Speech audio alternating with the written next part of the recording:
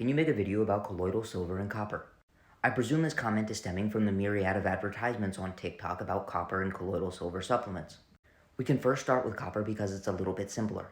Copper is an important micronutrient, however, it is possible to get copper excess. It's very difficult to get copper excess with food, however, in supplementary form, it's very easy to get copper excess. The effects of copper toxicity are very demonstrable because many people have an inherited genetic disease called Wilson's disease that causes them to build up and accumulate too much copper. And this leads to things like brain damage, organ damage, and other neurological symptoms. The other thing that is important is copper and zinc have a balance.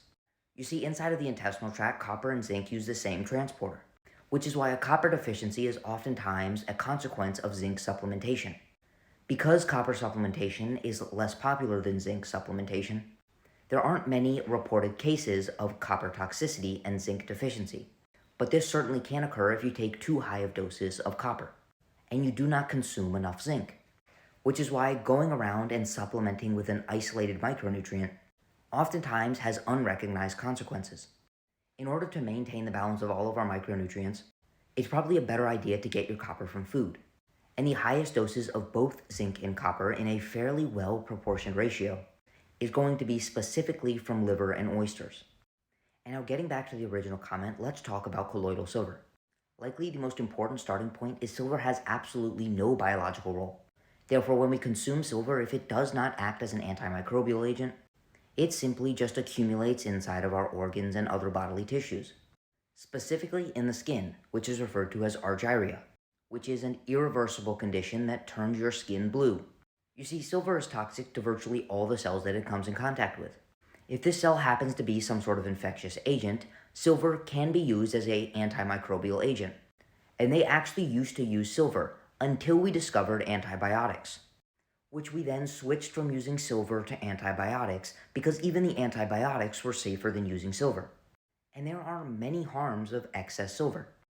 AGNPs is another word for silver, and excess silver can cause lung toxicity and other organ damage, including damage to the liver and other metabolic functions that occur inside of the liver, the ability to get inside of the brain and kill off certain brain cells, the ability to get into the kidneys and accumulate there, and have an overall deleterious effect to just about every cell that it comes in contact with.